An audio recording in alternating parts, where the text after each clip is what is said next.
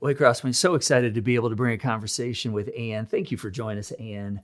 Every time we talk, you are working on new ideas, and you have one that you've been wrestling through that I think will help us process through what it means to maybe create some change and spark in our world. Let's talk about this idea you're working on right now.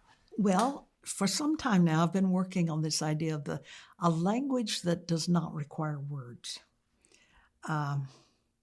Now, what all that means, I'm not sure yet because I'm in process with this.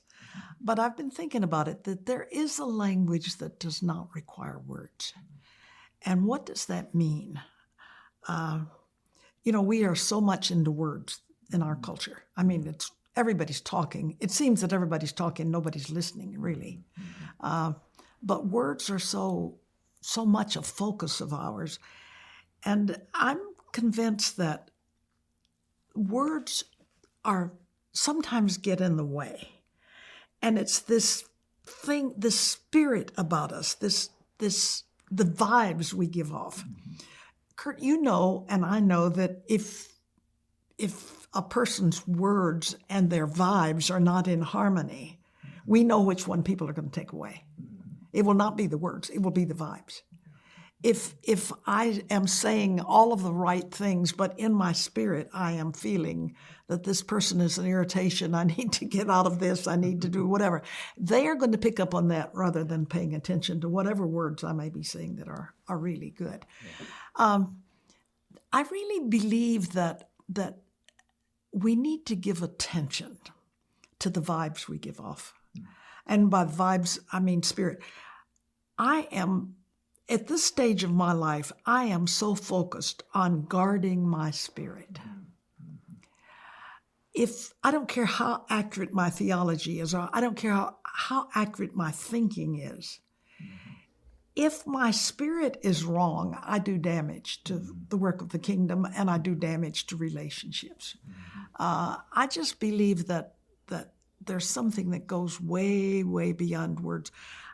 In fact, it just popped into my head a few minutes ago. I hadn't even thought about this in relationship to this, but I was thinking about the woman who came up behind Jesus when he was the crowd was around and everything.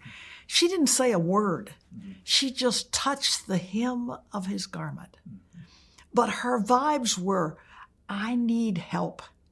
I am desperate. I mean, her vibes were giving off this message, and he listened to that and picked up on that message and responded to that woman. And so I had not put that together until just now, as a matter of fact. So I'm still very much in the process with this.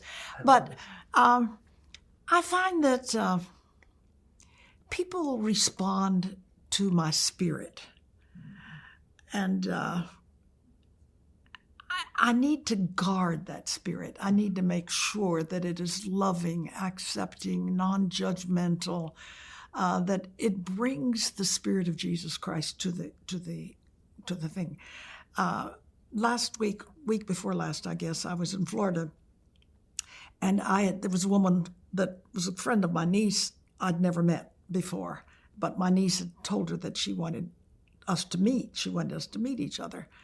So we both had COVID, and once we got past the contagious stage, we made an appointment to get together and have a glass of lemonade together. So this woman in her 60s, I would guess, she walked into this room where we were the only two people in there. My niece and I were the only two people in there. And she walked into the room and she looked over at me and she said, threw up both hands and said, "This is not what I expected." And it just struck me as really funny. I know, what was she expecting? She knew my age because my niece had told her I was 98. And so she knew my age, but she had this expectation. We had the most incredible hour-and-a-half conversation because she was picking up on the fact that I live with hope, I live with joy, I live with peace, She sensed that there was something in me that gave me something. And so she said, "You almost make me believe there's hope for the world." So she was picking up on vibes rather than, but the words. One of the other things that I really do believe is that when words and vibes are in harmony, it's dynamite. It's contagious. It's something happens. But so often our words and our spirit are not in harmony with each other. Why do you feel that we err toward words? I mean, we live in a culture that wants to be heard, that wants to be recognized and seen, but we give verbiage over perhaps or action, behavior. We all want to be heard. I don't believe there's a person on the face of the earth who does. And the thing is, if we don't feel heard, we don't feel loved. There are several things, I think, that contribute to that. One is that we are a nation of people who want to find answers, but we want to give answers. And so we often do not listen because we're thinking about what we're going to say. We want to give rather than receive. Listening is one of those things that is so critical. And I think until we learn to listen well, we will not give off the right vibes. We can't. Because it's all about me. It's what I want to say, what I want to give to you, what I feel you need to do. If you share in listening, if you tell me something and I immediately try to give you an answer of how to fix it, I've not listened. I am trying to meet my needs of needing to tell you what to do rather than really paying attention. Listening is a gift. It's a gift that we do not hone. We do not give attention to it. Rachel Rimond says, listening creates a sanctuary for the homeless parts of the other person. We're more about feeling at home than we are about helping the other person to feel at home. So I think that's one of the things that also, I think we approach this as if answers are always easily available. And so we approach it with that in mind. But I think everybody wants to be heard. And a part of that leads me to another thing that I really believe. I believe that everybody is eager for in-depth conversations that matter, conversations that deal with life and that deal with this journey that we're on. But nobody knows how to get it started. And so we sit around and we talk about celebrities, we talk about sports, we talk about the weather, we talk about problems, we talk about, and some people just simply talk about the world's going to hell in a handbasket. And they're pessimistic and they're just oozing their pessimism. But people really, if you will give them a chance, they want to talk about what matters. But we don't know how to get it started. And so we end up just talking about things that really don't matter. Would you say a lot of times that has to do with the reality that we don't listen? Oh, absolutely. Absolutely. I think it's because we don't listen. And when we listen only to the words. We don't listen to what's behind the words. We don't try to pick up on what the person is telling us with body language, with their vibes that they're giving off. I sometimes sit in it's also our fear, before I say this, it's our fear of being known. We want to be known, but we're afraid to be known. We want to be heard, but we are afraid nobody's really going to listen. But I sometimes will sit in a group of people. I can be sitting in church, for instance, and I'll be thinking, wow, if all of the energy used in hiding were used for something constructive for the work of the kingdom, we could change the world. But we use up so much of our energy in hiding. We want to be known, but we're afraid to be known. We want to be heard, but we're almost afraid to be heard. Listening involves the whole person. It's not just the words. Words are important, but there's something that goes beyond words. This is interesting. My mother had probably a third or fourth grade education. Well, she'd never worked outside the home. I mean, she had 5 kids, and that was a major job. And I came from I would not even say a middle-class family at all. I mean, we really, education was not a part of life. But my mother had probably a third or fourth grade education. But after I went to Japan, she wanted to visit me in Japan. She did not own a house. She did not own a car. She really had nothing. She did laundry to earn her keep so that she could have food to eat. She did laundry.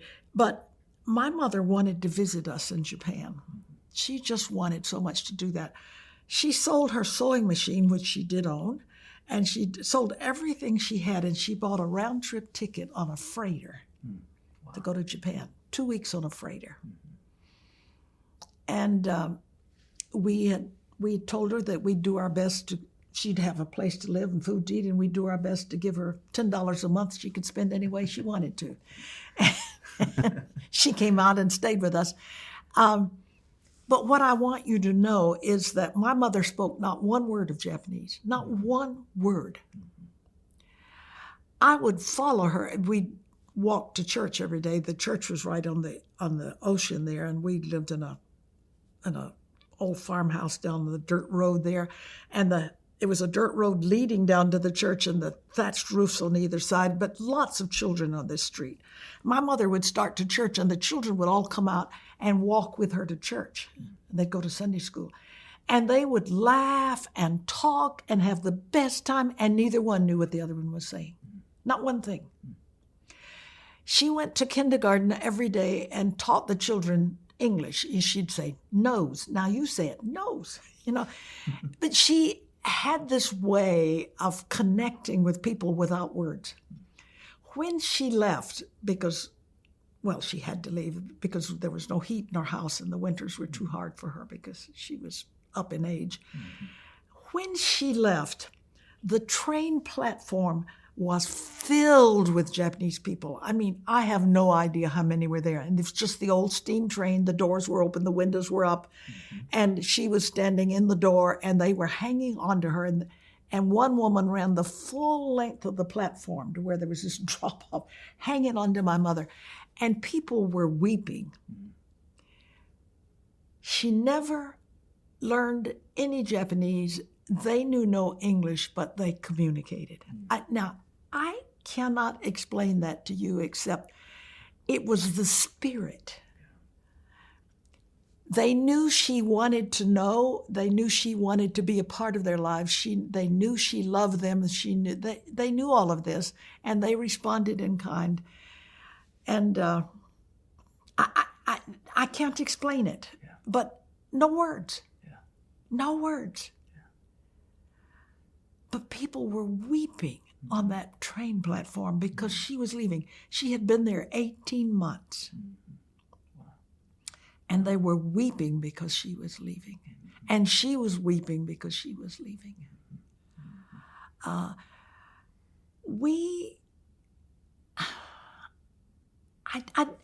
hesitate to say this because it's not about me. It's about the God who dwells in me, and the more I learn, I want to discover what it's like to be His presence, to be His love, to be His care, to be His concern when I am with someone and that they feel it.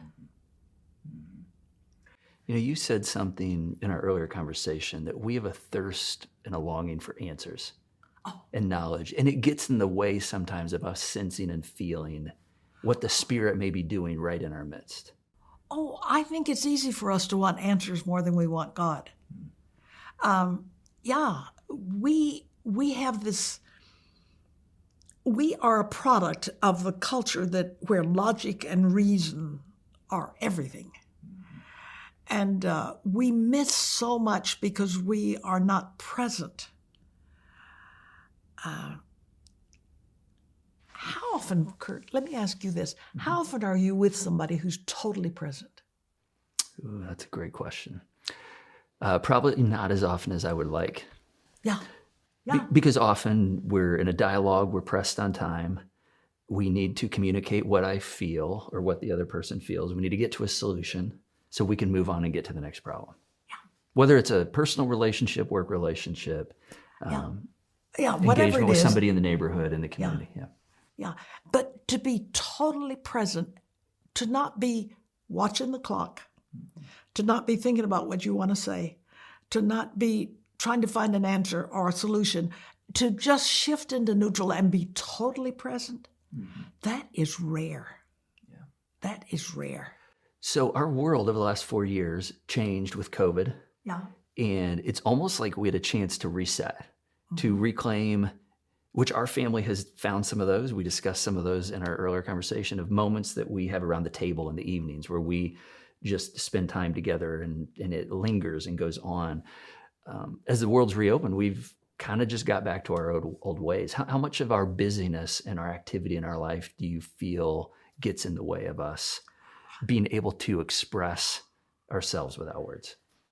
I will tell you that when I first came back to the States to live after 30 years away from our culture, I was blown away. I expected, of course, to fit right in, which I did not fit. But I expected to fit right in. But there were several things that just bumfuzzled me. The church, for instance, would have times of fellowship, but they'd come together and spend time together and walk away and not know any more about each other than they knew when they came. And this puzzled me. It was not what I call fellowship. It was, you spend time together, but it's not that. That really, really puzzled me. I have a fear for the American culture that has been with me ever since I returned to live in this culture, which has now been more than 40 years since I've been back in it. But I have this fear that we're going to end up as a nation of people whose lives are filled with activity but experience nothing. Do you ever watch people eat? It's all gone. Who takes 2 hours to eat a plate of food? Yeah. Because the conversation is so enriching. Yeah. I observe that sometimes people will hurry up to finish one game so they can start another one. It's always, what's next? I can't wait to get to the next thing. And you miss all of the richness of what is here in this moment. We don't treasure the moment. Years ago, I stopped taking photos. I used to, when we first went to Japan, everything was new and it was just so, and I wanted to share it with the people back home. I took thousands of slides. That was back when slides were popular, of course. There were no cameras where you just snap a picture and text it to somebody. I took so many pictures, but I finally realized one day that I was so caught up in getting the right moment that I missed the moment totally. If it was a sunset I was trying to get, I just waiting for that perfect moment to get that photograph. And I missed the awe and the wonder of sitting there and letting that sunset just come into my total being. Yeah. Or we do that with people.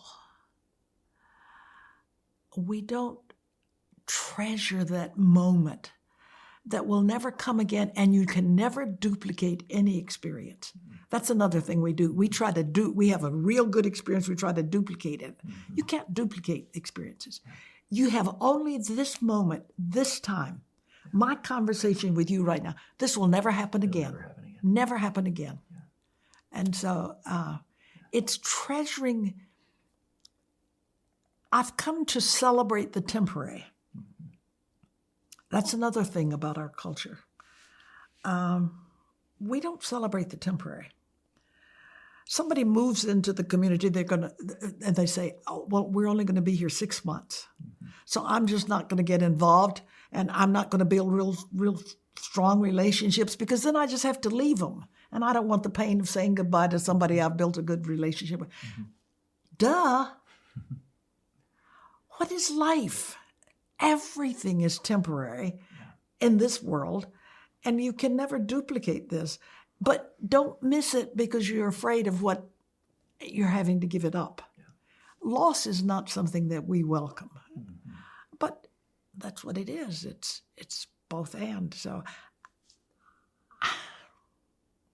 can I tell you about an experience on a plane? This was quite some years ago when I first started dealing with Celebrate the Temporary. I got on the plane and I had a lot of work to do. And I had my work with me and I took the window seat and I got all my work out, made sure that it was obvious that I was going to be occupied. And a very attractive young woman, I would say probably 35 or 40 years of age, got on the plane and took the aisle seat.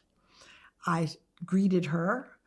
But then I went immediately, I put my nose in my book that I was working on and wanted to communicate that I was not open to conversation. Well, that went well for a little bit, except that she was reading a book and she needed to go to the restroom and she laid the book down, flat like this so that I could see the title, and the title was so fascinating. And before I could stop myself, I said, "Is the book as interesting as the title?" And so this opened the door for conversation. I had the most interesting conversation with this young woman. She was Catholic. She was feeling guilty because she was in the midst of a divorce. She was a commercial airline pilot. She was all of these things, and we got engaged in this conversation of dealing with all that was going on in her life. And I don't know her name, I don't know her phone number. I sat there and there was a feeling inside of me said, "You need to get her name, her phone number, you need to stay in touch." And God said to me, "That's not what you need to do. You know if you get her name and her address or phone number, whatever it is, if you get that information, you'll spend the next 10 years feeling guilty for not being in touch." Yes, I'm just like you, Ann.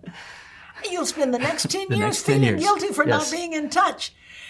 I put her here in this seat for this engagement with the two of you talking about me and talking about how I journey with people through the hard times. But you can trust me. There are other people in this world. I'm going to bring other people into her life who will feed what you did here. Celebrate the temporary. That was the beginning of my celebrating the temporary. So if we're going to talk about doing this, because we all have lives that are busy. Yeah. And those of us watching, those of us sitting in the room, we have tasks to get completed, kids to raise, families to take care of.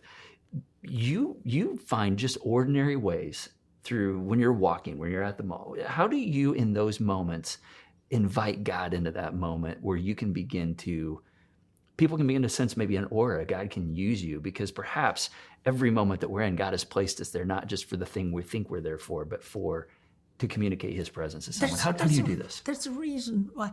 Well, for one thing,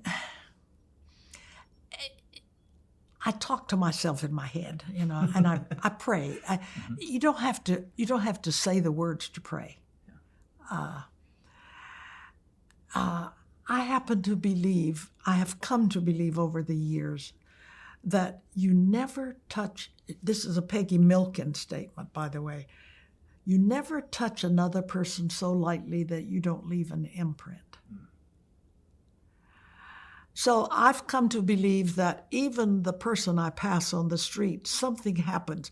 We're not aware of it. I'm not aware of it. You're not aware of it. Whoever it is, who's passing me. But somehow we are changed because we are both human beings, and we are in this world, and we are somehow connected, even though we don't know it and we don't acknowledge it and we don't honor it. But we are connected just simply because we're human beings. So I try to say in my head, God, let me give off the right vibes when I pass this person. I will occasionally take a moment to experiment, just focus on a person in the mall or something. And it's interesting, sometimes they'll come and sit down beside you and tell you their whole life story. Just because you've began to focus on them. Because I focus on them. But also invited God into that moment to perhaps I use say, you. God, let me give off vibes that this person, that I recognize the value of this person. It's recognizing that there's no such thing as a worthless person. Everybody.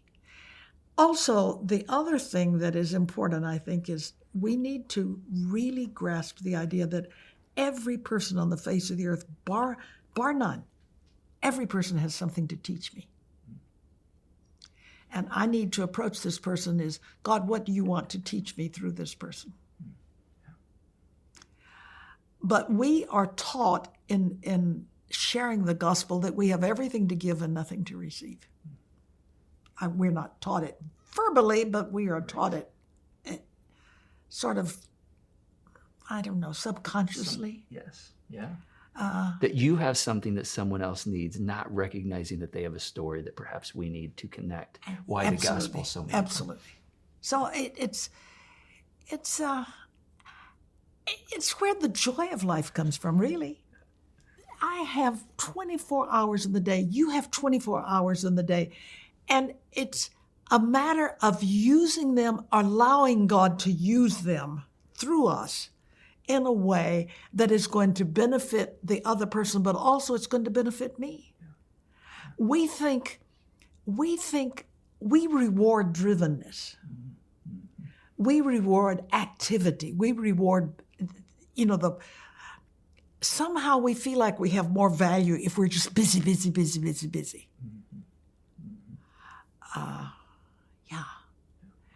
It's learning the preciousness of life, the gift of life, that God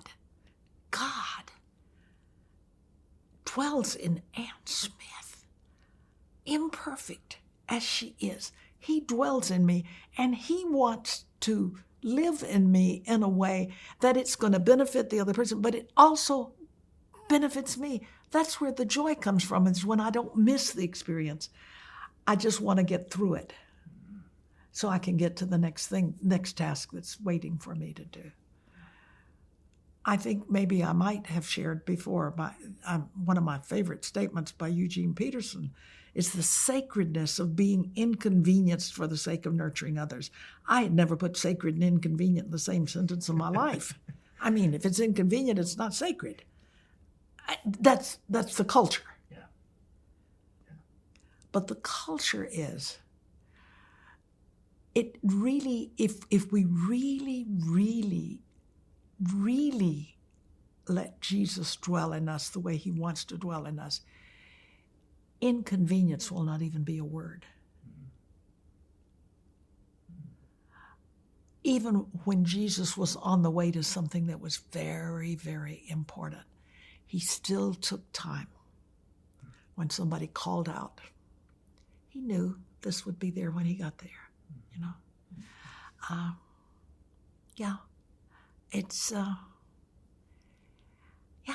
we're increasingly being shaped into his image. We're not perfect. I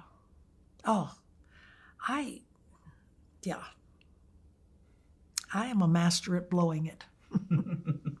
I think we all are. Yeah. And to hear you say that at 98 years, and to recognize that that's okay, and that God can even work in the midst of that and continue to shape and form you. He's not looking for somebody perfect to work through.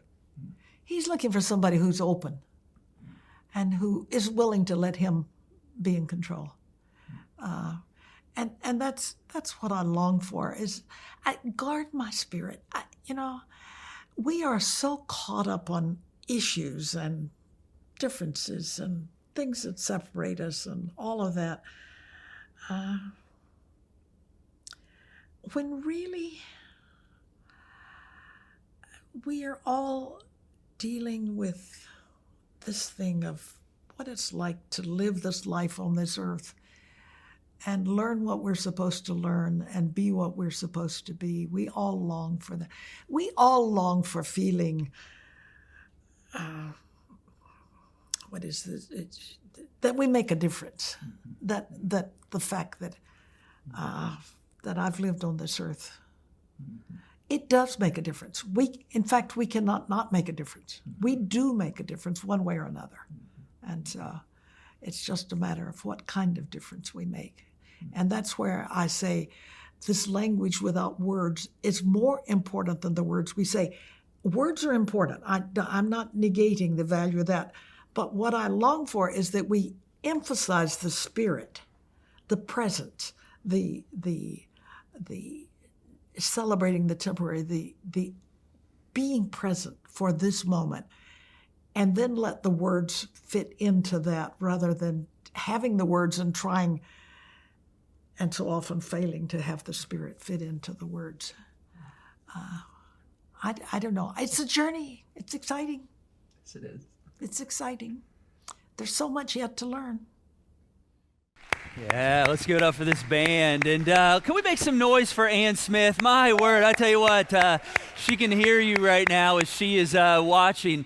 And I don't know about you, but man, I'm ready. I mean, as that song said, am I ready? I'm like, how do I go out? There's something about hearing from Ann and just being inspired by the way that you and I have the opportunity to actually make a difference in the world. And I want to, as we kind of wrap this up, I want to give us a couple next steps. And before I give those to you, I want to kind of connect why this theme, this spark, is so important, this idea of a language without words. Over the past couple weeks, I ran into this recent study from the Gallup organization, and here's what they said. They said Gallup has documented sharp declines in church attendance, confidence in organized religion, and religious identification in recent years. Americans' beliefs regarding God, angels, heaven, hell, and the devil have also fallen by double digits since 2001. Now, much of the decrease on these fronts has actually happened in the last 4 years. In fact, they go on to say this: still, U.S. adults believe in each entity remains at the majority level, and regular, look at this phrase, churchgoers remain largely resolute in their beliefs. And I was reading this article and I thought, oh my gosh, I think one of the things that's happened over the last few years is those that are churchgoers have continued to maintain a belief. But one of the things I've experienced is those who have generally leaned away from God, from faith, from Jesus, are leaning even further away. And this is a burden of mine. And as Ann and I were talking, I mean, this is a burden of hers, of how do we give off vibes to this world that doesn't see that Jesus is relevant, that faith is relevant? How do we live in such a way that they see something that they want to be a part of? And, you know, here at Crosspoint, I mean, we're here to help people find their way to God. And so, you know, if you're, you know, a guest with us and you're trying to figure that out, or you're tuning online for the first time, you need to know you're in the right place. I mean, we're a place for people who don't have it all together, and a place for you to kind of take steps at your own pace to figure that out. And if you're a partner around here, or you've taken the step to receive Jesus and to begin to follow, you're now a part of this mission of saying, how do we as a community help people find their way to God?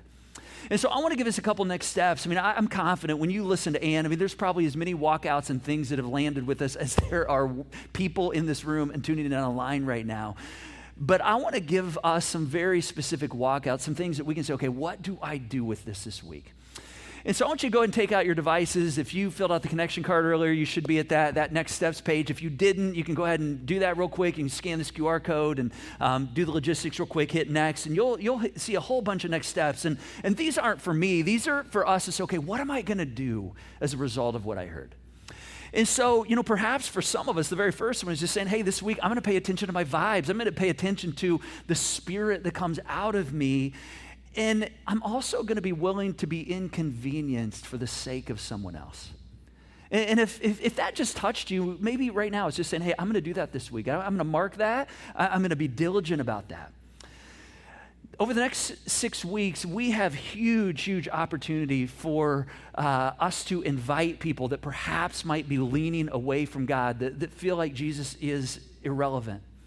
And we have a number of opportunities. In fact, this is why we do the At the Movies series each and every year. And we're beginning this next weekend. And, not only do we give free movie tickets away, part of the reason we do that is, we're giving you like a slow pitch. We're lobbing an opportunity to say, hey, if you have somebody in your life feels God's irrelevant, Jesus is irrelevant, you might just say, hey, you get a free movie ticket. Worst case, they walk away and don't like church, but they get to go to a movie for free.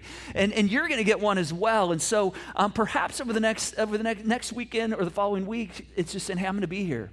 And you can make that a next step. Say, I'm going to be here. I'm going to be here to be a part of that. Or I'm going to invite someone to be a part of that. I'm going to intentionally say, who in my life perhaps needs hope or needs to experience what I've experienced? Next Friday's Carpool Cinema. We're going to have the chance to gather in the parking lot, have fun. And maybe for you, you're like, man, that sounds like a great idea. Maybe your next step is to say, hey, I'm going to be a little inconvenienced so I can just be present out in the parking lot when others from our community come. I'm going to be there. I'm going to be there because you never know who might show up that you might be connected to, and they may be the touch that you need. Maybe that's the next step for you this week, and say, hey, I'm going to be there Friday night. Maybe it's saying, I'm going to invite someone. I'm going to invite some friends and family that might not walk into this space, but they'll walk into a parking lot and connect with this community and see that, hey, these are just real people, ordinary people like me. Next weekend's kickoff weekend, back to school bash, all kinds of opportunities to have fun. Again, maybe it's an opportunity to invite someone or just to be inconvenienced and say, hey, I'm going to show up. I'm going to be present, for the after services bash outside with, inflatables and Kona ice. I'm just going to be there to create a spirit and an energy and an aura, and you never know how God might use you in that space. I'm telling you, a lot of the activity that God does has to do with our availability. In fact, I want to make it real personal for a moment. I want you to, again, if you've got your device out, I want you to just write 3 names down. In fact, I want you to ask yourself, who are 3 people in my circle of influence? In fact, there might be names just coming across the front of your mind right now. Who are 3 people in my circle of influence that just need some hope right now? Who are 3 people that perhaps need to experience something like I've experienced, the hope that God has begun to place in me that, God, I just want to pray for this week. I just want to ask, would you write those 3 names down? And would you begin to pray that God would, in some unique way, as Ann said, when we begin to pray, it's amazing how we begin to have opportunities to actually converse, start conversations, hear a story, listen, find someone's location, be able to share the hope that we have, invite. I'll be amazed at what God might begin to do as you write 3 names down. In fact, for some of you, you may actually be here tuning in online right now because somebody cared enough to write your name down. And they said, hey, I just want to be that person for you, and that's why you're here. Don't ever underestimate the power of how God can use you in someone's life, even with the lightest touch. In fact, I loved that phrase that Ann mentioned from Peggy Millen. She said, you never touch another person so lightly that you don't leave an imprint. Let me tell you something that happened at the end of this interview that we had with Ann earlier this week. It was a couple of our production team members, and as we wrapped the interview up and shut the cameras down, and the team, the 2 guys that were with me, started packing up the equipment, Ann said to them, she's like, oh my gosh, guys, you've been on the floor watching on your knees, behind cameras this whole time. Thank you for, just sitting and listening. Of course, these guys, they're like, we had the chance to be here in person. To sit here and just soak this in. And she said, no, I just want to thank you. And one of the guys, Drew, said, no, Ann, I actually want to thank you. And she said, oh, well, why is that? And he said, well, I wouldn't actually be right here if it wasn't for you. To which she sat back and she said, what do you mean? And he said, well, you were actually at Crosspoint a few years ago in person, and there was something I was going through, and as you were talking about driving around the 465 loop in Indianapolis, and you were working on a decision that was in front of you, and just out of the blue, you passed a billboard, a phrase you'd seen many times, but it caught your attention, and you looked at a billboard that said, just do it. It was a Nike billboard. And you just felt like God used that billboard in the midst of this decision to say, hey, just do it. Go, this is my message to you, just do it. And I was dealing with the decision of what I was going to do with my career and whether I was going to step out of what I was doing and move forward in a new direction that I didn't know where it was going to lead me. And when you said that, I just felt like that was God saying to me, just do it. And because of that, it actually landed me here today working with the production team. It never would have happened if you wouldn't have had that touch in my life. And Ann, of course, raised her hands like she did in the video a couple times. She said, oh, my word, look at how God uses us. She said, I don't remember it. And Drew said, well, I just made it a note that if I ever had the chance to have audience with you, I'd be sure to thank you. You never touch another person so lightly that you don't leave an imprint. I want you to think about how God wants to use you this week. Oftentimes, it's not going to require words. As we close, I asked Ann to pray for us. And through the beauty of communication and technology that transcends the airwaves, we're going to go back to Ann's place and let her pray a prayer of blessing over us. It's been a joy to be with you, and I hope there's been some little something that has triggered you so that you will begin to think about it. But I'd like to close by praying for you because God loves you so very much and wants to journey with you on this incredible journey. So pray with me, please. God, our hearts are overflowing with joy because of your presence in our lives. So often we are unaware of your nearness. We're unaware of your voice. So often we are really not as attentive as you would like for us to be. But you are always there, eager. When we turn our face toward you, you come running toward us, and we are so grateful for that.